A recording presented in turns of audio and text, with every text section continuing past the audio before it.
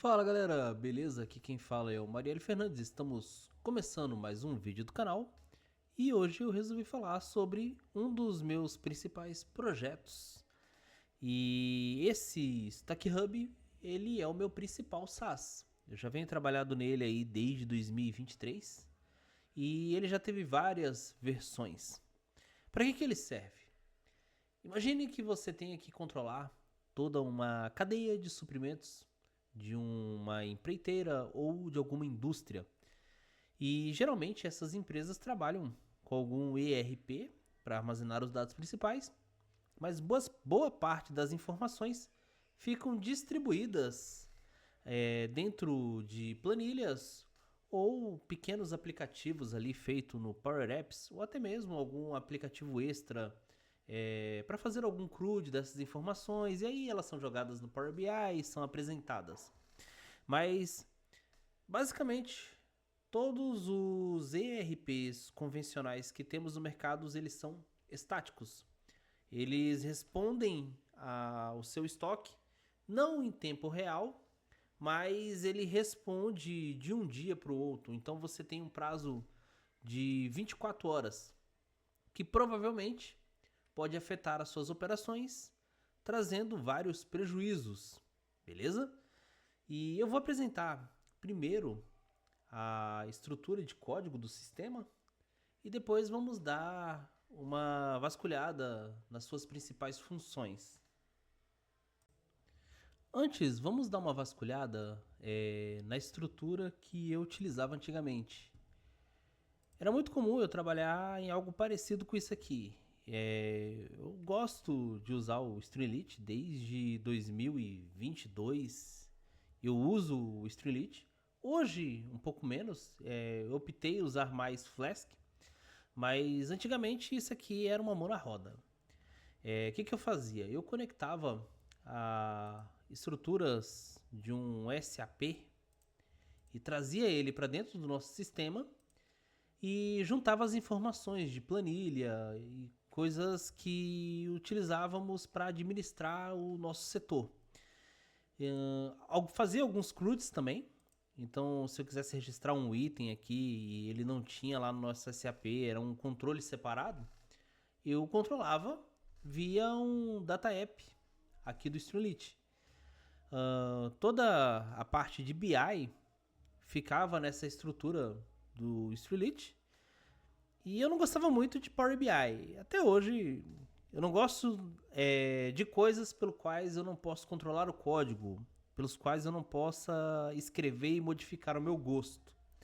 Então, eu sempre gostei de ter o Streamlit como uma ferramenta de monitoramento e um BI para relatórios. E aqui ele tinha todos os nossos indicadores de armazenamento. Esse aqui é só um sistema de exposição mesmo para portfólio. Aqui está a estrutura de código dele. E eu já apresentei ele no nosso canal. Tem o funcionamento dele aí no portfólio. E aí o Stock Hub atual, ele já tem uma engenharia mais sofisticada. Essa aqui é a estrutura do nosso sistema atual. Ele é separado em duas pastas. Cada pasta tem os seus módulos, então isso facilita a minha manutenção. Ele tem toda a estrutura de back-end e por fora ele tem a estrutura de front-end. Montei essa estrutura em Next. E a ideia era fazer com que o Stock Hub fosse de fácil aprendizagem para qualquer funcionário chegar e utilizar como se estivesse usando um app de rede social. Boa parte dessas estruturas aqui foram feitas via Vibe Coding, então eu usei bastante o Codex da OpenAI, usei o Cloud Code e outras coisas fui eu trabalhando manualmente, regras de segurança, integrações com API, montar estrutura de RAG, fazer alguns fine tunes, montar toda a parte de inteligência artificial. Eu tive que fazer muitas delas manualmente. Hoje ele está rodando aqui em uma Docker. Tem os seus componentes ali separado, tem as estruturas de versionamento. Ele também ele foi projetado para ser fácil de fazer qualquer manutenção, tanto na parte do front-end quanto na parte do back-end. Ele não é microserviços separado, ele é uma estrutura monolítica, bem organizada e modularizada, para que qualquer um possa chegar e entender o que está acontecendo. Então aqui tem todas as regras de negócio, questões relacionadas à segurança. Então o nosso sistema ele é bem robusto. Entrando no sistema,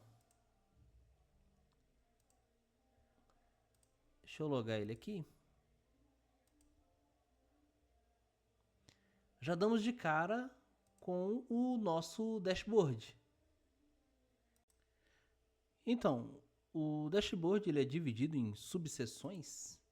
Então, aqui você tem vários dados relacionados ao resumo geral, a compras, armazenamento, consumo, ativos e patrimoniais, venda, financeiro. Todas as informações estão aqui. Só que vamos focar primeiro na estrutura do sistema e na usabilidade dele, e depois nós voltamos nos indicadores. Eu gosto muito desse menu lateral, ele está presente praticamente em todos os meus SaaS. E eu dividi ele por etapas. A coisa mais importante do meu sistema é replicar o que acontece em um estoque físico. Então ele tem uma unidade central. Dentro dessa unidade ele é dividido em galpões. Dentro desses galpões eu tenho zonas. Dentro dessas zonas eu tenho corredores. Nos corredores eu tenho os níveis. E nos níveis eu tenho a posição dos itens. Eu até eu uso esse PDF para apresentar para os clientes. Então aqui é a unidade principal. Depois vem os galpões. Depois vem as zonas, os corredores, os níveis e a posição. Ele pode ter mais de uma unidade. Então, se é uma empresa que ela tem múltiplos estoques, tem vários centros de distribuição, eles podem colocar esses centros de distribuição e fazer transferência entre eles. Então, tudo isso aqui é possível tendo essa gestão de localização. O outro ponto é os produtos. Os produtos, eles têm os SKU, nome, categoria, ele tem a subcategoria. Aqui já tem mais de 2.000 itens cadastrados. Geralmente eu costumo testar eles com grandes valores para poder fazer testes de latência no geral. Mas todos os produtos estão cadastrados, estão registrados. Se eu vim aqui em editar, eu consigo informações como código de barra, QR Code, que pode ser usado ali por leitores. Então basta eu colocar isso aqui na caixa e está lá registrado. Então isso facilita muito o processo de inventários. Temos os cadastros de fornecedores, centros de custo de cada setor. Então eu consigo rastrear os patrimônios dentro de cada setor. Não só os setores, mas eu também tenho os colaboradores. Então eu posso mapear tudo que foi consumido por cada um deles. Então se eu vim aqui, ver o histórico de consumo, está tudo registrado.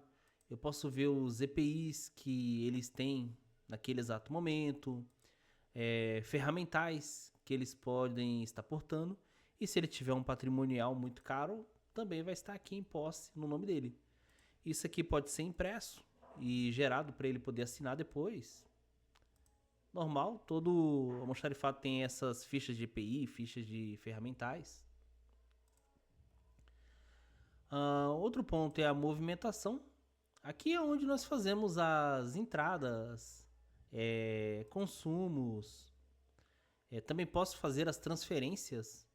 Então, se eu vim aqui fazer uma entrada, por exemplo, nova entrada, ele vai selecionar a compra que foi realizada. Então, se eu vim aqui nessa primeira compra, vou poder colocar o número da nota, a chave de acesso, a data que está na nota, a data de entrada, o horário que está sendo recebido, quem foi que recebeu, se recebeu, se ele foi conferido, se é parcial, se está divergente ou se houve uma devolução. Aqui tem o valor da nota, os itens. E nesses itens eu posso também demarcar algumas informações. Por exemplo, número de CA, número de série, patrimonial. Posso dar uma descrição complementar. Eu posso atribuir um motivo de uma certa devolução. Então, ele é bem robusto sobre a questão de qualidade das conferências desses produtos que vão chegando. Falei sobre consumo. Aqui a gente pode fazer o consumo dele, e o consumo dele é baseado na posição. Basta você colocar a posição do item, selecionar e quem foi. Você tem as transferências, que eu já falei. Você tem os ajustes. O item foi roubado, quebrou, aconteceu alguma coisa aqui que ele vai ter que ser descartado. Você pode colocar no ajuste e ele vai desaparecer. Ou então, é um item que o próprio almoxarifado confeccionou. A empresa criou um produto lá e eles estão armazenando aquele produto. Esse produto não tem nota, mas ele pode ser armazenado e ele está ali contabilizado no sistema.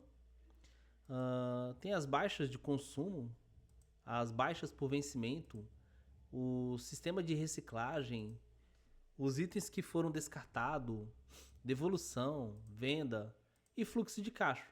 A venda, almoxarifados também vendem produtos, então pode haver a possibilidade de você vender um produto que está muito velho, então vender alguns lotes para poder renovar o estoque normal. Então aqui é possível vender e é possível acompanhar o caixa dessas vendas. Reciclagem também pode ser vendida, enfim. Outra questão importante são os patrimoniais. Então, itens de altíssimo valor é considerado um patrimônio e ele precisa ser armazenado, etiquetado, precisa colocar a série dele, precisa rastrear esse produto. Então, não são produtos que podem se perder facilmente. Eles precisam ter uma segurança, uma proteção. E por isso, eles têm que ser altamente rastreável. Aqui também podemos acompanhar as manutenções. Então, existem itens que precisam de manutenção, calibração. Então, podemos agendar, podemos ver os que estão em andamento, que estão concluídos, os que foram cancelados. Aqui também tem o controle de inventários. Então, é natural o almoxarifado ter que inventariar os seus produtos. Só que a gente não fica fazendo inventário de tudo de uma vez. Se eu vim aqui aqui eu posso ver o estoque, todos os itens de acordo com sua posição. Aqui eu posso fazer o inventário, posso colocar um título para ele, definir a unidade, galpão, qual é a zona que eu vou inventariar, o corredor, o nível. Eu posso imprimir e ir lá e inventariar. Ou então pode ir com o notebook ou com o tablet e fazer o inventário ali mesmo. Aqui são as auditorias. Após o inventário ser feito, ele é auditado. Aí faz a conferência, vê se está tudo ok. Auditou, aprovou, vai para o histórico. Também fazemos o controle de compras. Então aqui qualquer usuário solicitante, ele pode fazer uma nova requisição. Então ele pode selecionar a unidade dele, ele pode colocar o setor que ele está, o centro de custo. Setor ou centro de custo, tanto faz. Ele pode colocar o projeto pelo qual ele vai solicitar. Prioridade, se é baixa, média ou alta, urgente. O tipo, se é material, serviço ou aluguel. Ele pode colocar justificativa, Ele pode apontar observações e adicionar os itens. E aqui ele pode controlar a quantidade de itens que ele vai solicitar. E ele pode adicionar mais itens, quantos itens ele quiser adicionar na sua RM. As RMs elas vão ficar disponíveis. Aí vamos ter algumas entidades aprovadoras. Essa entidade pode ser um gestor da área, um diretor. Ele vai aprovar ou ele vai reprovar. Se ele reprovar, ele volta para quem solicitou revisar e mandar novamente. E se ele aprova, ele vai para o compras. É possível gerar um PDF para ver o produto, para ver toda a nossa RM, ver o que foi solicitado, tudo direitinho. Serve como documentação. Quando ele vai para o compras, o comprador ele pode realizar a compra. Aqui ele vai colocar o fornecedor que ele está comprando, a data que vai ser prevista para entrega, a condição de pagamento, quantos dias que essa nota deverá ser paga. Aqui estão os itens que foram comprados, tem o valor orçado e o valor real. Ele vai colocar o valor real conforme a nota e vai gerar a compra. Quando essa compra é gerada, você vai poder acompanhar ela aqui no Kanban. Quando houver o recebimento lá em movimentação, ele vai para o finalizado. Indo para o finalizar, ele some do Kanban e só fica registrado no histórico. Então é bacana ter esse Kanban para fazer a gestão de compras e aí facilita a vida do comprador e facilita a vida de quem está gerindo toda essa estrutura de cadeia de suprimento.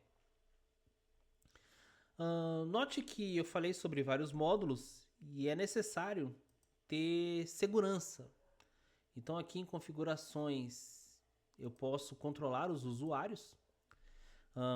A conta que eu estou usando aqui é uma conta de desenvolvedor. Só essa conta pode criar novos usuários e gerir o que eles podem acessar ou não. Então se eu vim aqui em editar, cada aba dessa aqui, eu tenho 3 possibilidades. Eles podem estar sem acesso e ter somente leitura ou poder editar. Então, a pessoa que faz a entrada, ela não consegue editar compras. Compras não consegue editar entrada. Então, toda a arquitetura ela é manejada para funcionar de acordo com o setor. Então, temos essa necessidade de ter controle de acesso até por uma questão de auditoria. Aqui são as aparências, né, do sistema, o idioma. E aqui é a parte de inteligência artificial, que tem a minha API do OpenRouter. Eu posso selecionar qual IA eu vou usar dentro do meu sistema. Tem a parte de security, que eu acompanho os logs. Tudo que acontece aqui é armazenado e esses logs servem para ver quem fez cada operação. Então, se alguém fez uma operação errada, tem como eu ver qual foi a operação, que dia foi, que horas foi. Vou lá, busco, se tiver que corrigir, corrige. E também serve para garantir que não vai ter alguma invasão, que se houver alguma operação estranha, o sistema vai registrar e vamos poder tomar iniciativas. Então, meio que ele é um sistema de SOC dentro do nosso ERP. Tem o banco de dados. Então, aqui é uma área também de desenvolvedor. E aqui ele funciona como um SGBD para a gente ver a nossa estrutura do banco de dados. Eu consigo ver as colunas da tabela, caso eu queira fazer alguma coisa, no caso fazer alguma consulta. Então todas as tabelas estão aqui. Se eu precisar fazer alguma edição direto no banco de dados, eu posso fazer aqui.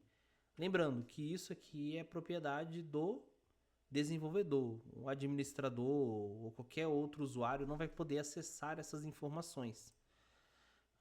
Se eu vim aqui em abrir o editor, eu posso fazer toda uma query em SQL e consultar as tabelas de acordo com a minha necessidade.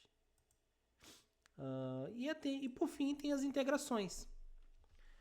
Naturalmente, algumas empreiteiras ou indústrias já têm um ERP antigo ali, que tem todo um legado, e às vezes a gente precisa combinar essas informações.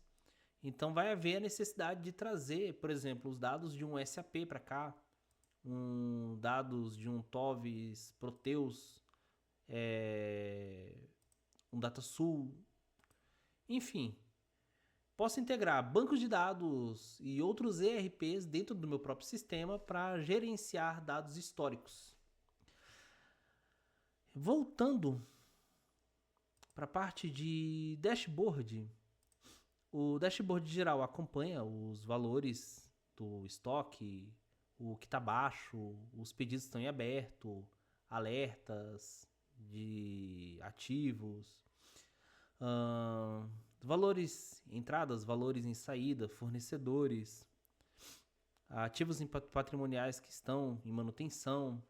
Aqui eu tenho toda a movimentação, entrada e saída. Eu tenho as saídas por categoria. Ele emite alertas para mim de quando um produto precisa fazer manutenção ou calibrar. Aqui tem o acompanhamento dos mais consumidos. Se eu for aqui em compras, deixa ele carregar. Eu tenho toda a evolução das solicitações, as que foram atendidas, atrasadas, estão em processo de compra. Posso ver aqui as atendidas, atrasadas, em processo de compras. As solicitações atendidas, as solicitações atrasadas, em aprovação, em processo de compra. Volumes em negociação. Temos os valores em negociação separados por matéria-prima, serviços, embalagens, MRO. E temos alguns indicadores principais, como o lead time, que ele serve para ver o tempo médio de recebimento, do período que você comprou até o período que ele recebeu, o OTD de fornecedor, que são para verificar se os fornecedores estão entregando os produtos no prazo. Fill rate do fornecedor, ele serve para ver a proporção de entrega versus pedidos, não conformidades, os pricing de variação. No caso, é para ver o quanto que eu estou variando entre o meu orçado e o meu valor real. O saving, que são as economias que eu tenho quando o meu valor real é menor do que o meu orçado. E o Maverick Spread, que serve para acompanhar todos os pedidos que, no caso, são compras que estão fora do nosso oficial. Então, é uma compra que foi realizada por um gestor, que ele foi ali num depósito de material de construção local e comprou algum material qualquer produto por emergência. E ele não passou pelo nosso processo normal auditável. Aí abre uma RM só para registrar esses valores que vão ser gastos. Então, o Maverick Spread, ele serve para ver isso. Ele serve para você acompanhar as compras não oficiais. Aqui temos os armazenamentos por volume de entrada. A mesma coisa também temos os consumos, os ativos patrimoniais. Aqui a gente acompanha a manutenção deles. Se é uma manutenção preventiva, corretiva ou se é uma calibração. Temos as vendas de certos produtos ou patrimoniais e o acompanhamento do financeiro.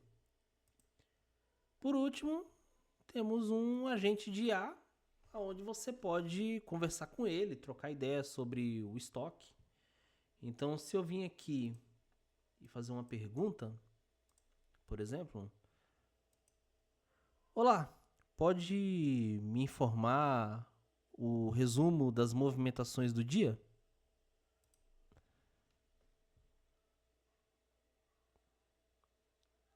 Olha lá, ele vai carregar e ele vai me responder. Se eu clicar aqui para ouvir em áudio também. Hoje as movimentações foram as seguintes: saídas, 4 unidades do filtro de ar compressor, 9.050. Então, ele pode acompanhar. Aqui ele dá as unidades, ele apresenta o código do item e a quantidade que entrou, que saiu. Ele faz todo um resumo completo. Eu estou aprimorando essa parte de inteligência artificial. Eu quero que ele consiga fazer pedidos sozinho. Então alguém vai lá e dá uma ordem para ele fazer algum pedido. E com o tempo eu quero ir automatizando essas operações até chegarmos em uma estrutura totalmente automatizada, organizada, que vai corroborar com a ideia de um controle de estoque do futuro. Afinal, hoje em dia está tudo sendo automatizado, robotizado, e eu acho que os nossos sistemas de ERP têm que acompanhar esse processo também. Em outras versões, ele já tem módulos para emitir nota fiscal, já tem módulos para fazer todo o controle de pagamento. Nesse aqui não tem, porque é um módulo.